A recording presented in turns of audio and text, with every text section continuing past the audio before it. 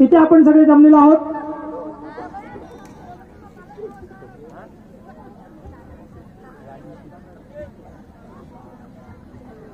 Bullet train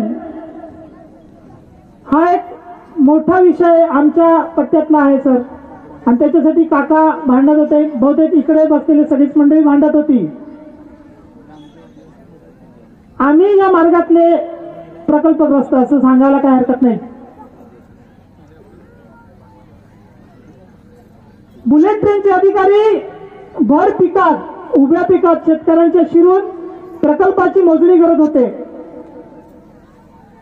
पोलिसांचा मोठा फौजफाटा आणून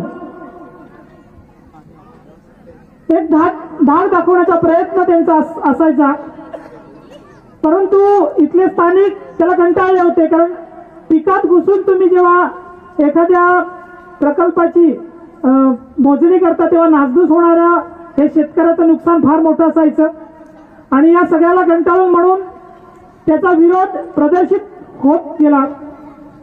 आणि या विरोधात आम्ही काकांच्या सोबत उभे राहिलो। त्याच्यात एक गोष्ट अशी जाणवली की आमचा जो पट्टा आहे त्याच्यातले आम्ही बरेचसे जे मूलभूत प्रश्न आहेत ते सुटलेले नसल्यामुळे बऱ्याचशा जणांच्या अडचणी अजून आहेत, आणि म्हणून मग आम्ही सगळे एकत्र यायला लागलो। आणि त्याच्यातनं एक व्हॉट्सअपचा ग्रुप तयार झाला, आणि त्या व्हॉट्सअपच्या ग्रुप नंतर ही जी सगळी मंडळी आहेत ही सगळी मंडळी जोडली गेली। याच्या पुढे अजून जोडली जातील। विषय फक्त तेवढाच नव्हता की मूलभूत गरजा भागवल्या जात नाहीत, परंतु जोर जार जबरदस्ती मोठ्या प्रमाणात होत होती, आणि म्हणून सगळे एकत्र होऊन आम्ही आता भांडतो आहोत। शिरट्याचा प्रश्न असेल, शिरटा 96% लोक आदिवासी लोकवस्ती असलेला गाव आहे, आणि तरी सुद्धा शासनाच्या पेसाच्या ग्रामपंचायतीच्या निकषामध्ये शिरटा गाव बसत असताना देखील शिरट्याचा पेसामध्ये उल्लेख केलेला नाही, पेसा ग्रामपंचायतीमध्ये सहभाग केलेला नाही। त्याच्या मागचं एक छोटंसं कारण आम्हाला जे जाणवलं ते आम्ही असं केलं की या गावामध्ये मोठ्या प्रमाणात डोंगरी आहे, वाढवण बंद इथे जवळपासच होणार आहे,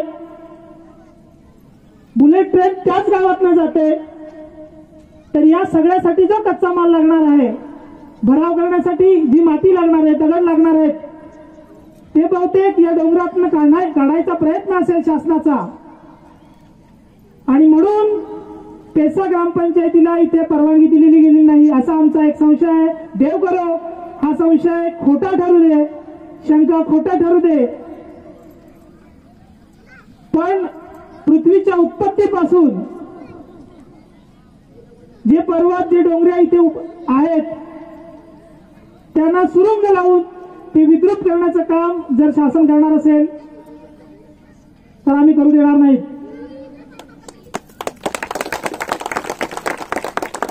शिक्षणाच्या बाबतीत बऱ्याच आमच्या या पट्ट्यातल्या लोकांचे जातीचे दाखले निघालेले नाहीत, त्याच्यासाठी आम्ही प्रयत्न करतोय। योजना